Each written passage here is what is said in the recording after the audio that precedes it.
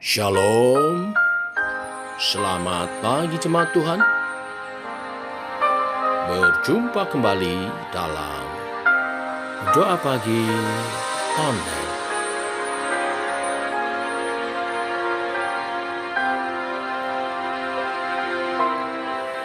Seorang anak telah lahir untuk kita, seorang putera diberikan,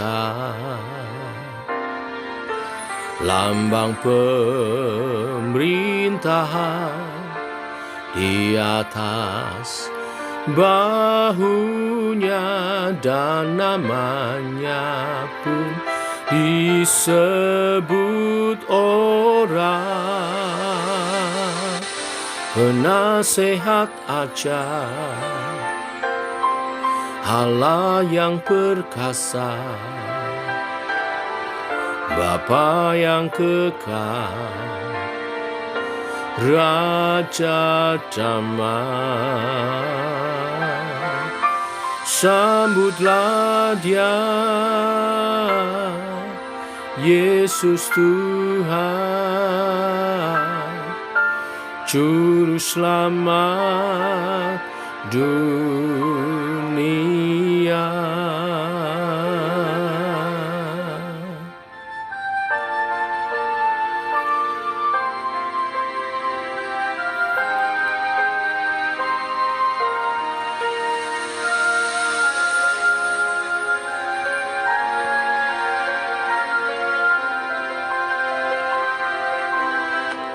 Seorang anak telah lahir untuk kita, seorang putera diberikan,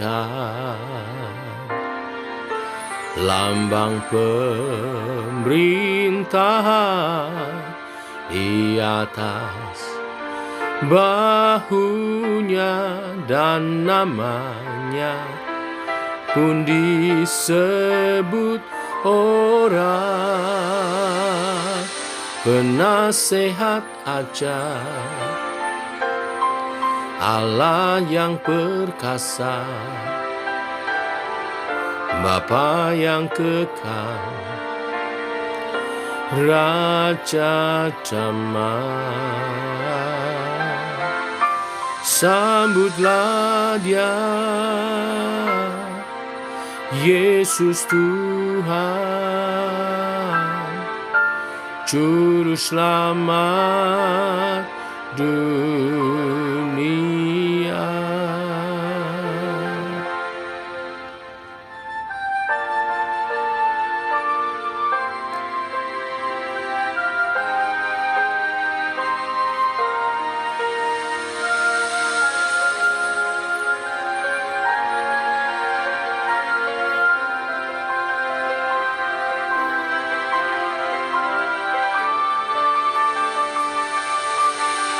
Penasehat ajaib, Allah yang perkasa, Bapa yang kekal, Raja damai. Sambutlah Dia, Yesus Tuhan, Juru Selamat dunia.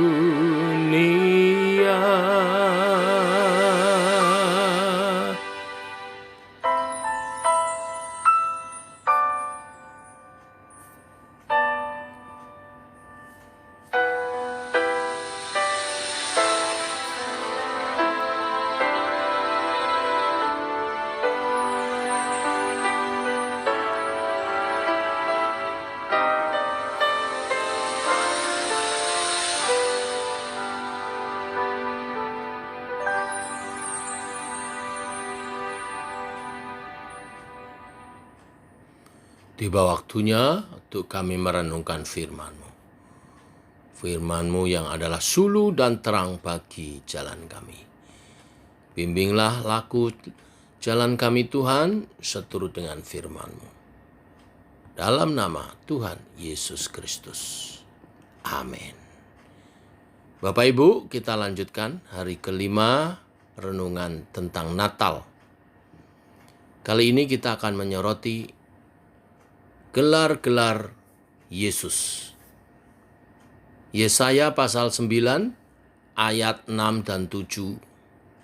Demikian firman Tuhan. Seorang anak telah lahir untuk kita. Seorang putra telah diberikan untuk kita. Lambang pemerintahan ada di atas bahunya. Dan namanya disebutkan orang, penasehat ajaib, Allah yang perkasa, Bapa yang kekal, Raja damai. Besar kuasanya, dan damai sejahtera tidak akan berkesudahan di atas tahta Daud dan di dalam kerajaannya, karena ia mendasarkan dan mengokohkannya dengan keadilan dan kebenaran dari sekarang sampai selama-lamanya. Kecemburuan Tuhan semesta alam akan melakukan hal ini. Amin. Bapak Ibu, Yesaya pasal 9 ayat 5 ini jelas merupakan nubuatan tentang kelahiran Yesus Kristus. Dikatakan seorang putra telah diberikan untuk kita. Mesias adalah merupakan pemberian dari Allah yang adalah kasih. Manusia tidak mempunyai hak atasnya. Dan Allah dengan sukarela memberikan anaknya untuk menjadi korban untuk dosa-dosa dunia. Yohanes 3 ayat 16 mengatakan, karena begitu besar kasih Allah akan dunia ini, sehingga ia telah mengaruniakan anaknya yang tunggal, supaya setiap orang yang percaya kepadanya tidak binasa, tetapi peroleh hidup yang kekal. Lalu kalimat selanjutnya dikatakan namanya disebut orang. Ini berarti bahwa Kristus betul-betul dipanggil dengan nama ini.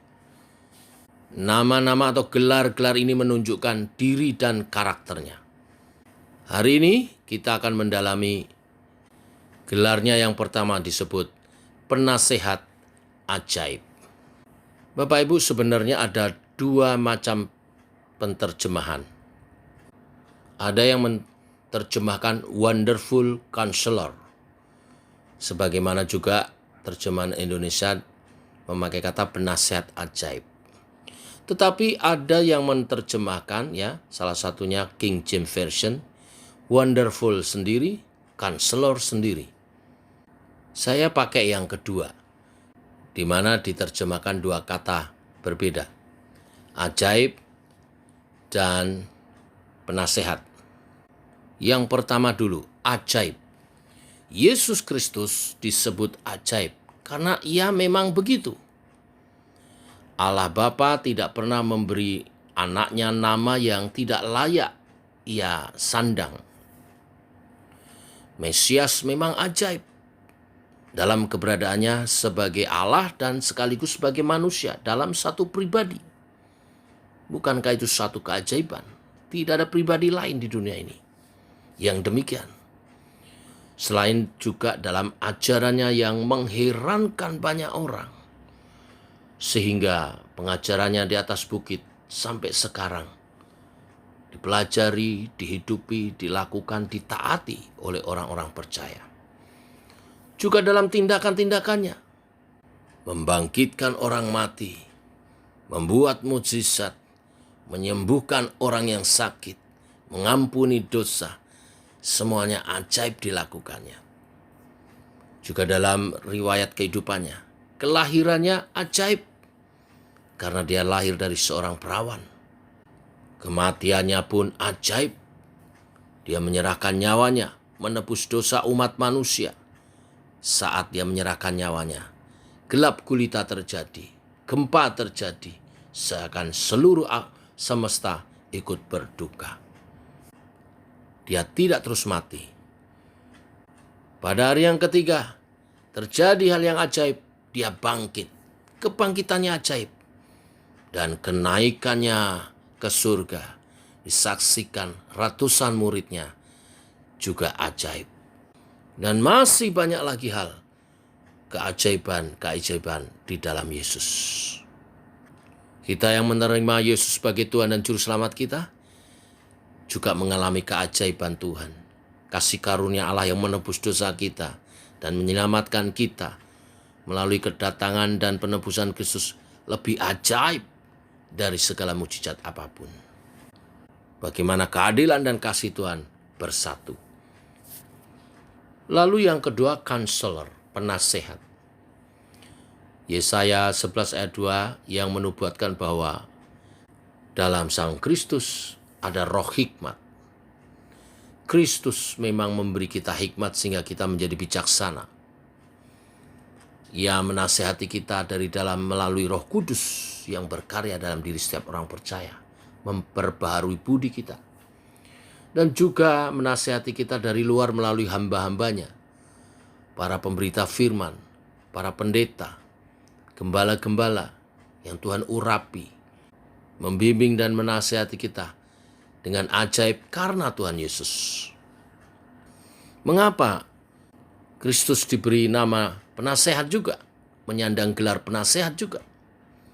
Karena Bapak Ibu, bukankah dunia ini hancur, rusak, karena manusia mendengarkan nasihat yang salah, nasihat yang jahat dari si jahat.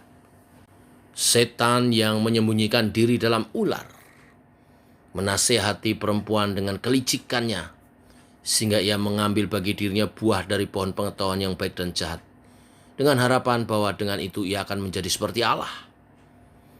Bukankah nasihat jahat itu yang menyebabkan ibu kita memberontak terhadap penciptanya?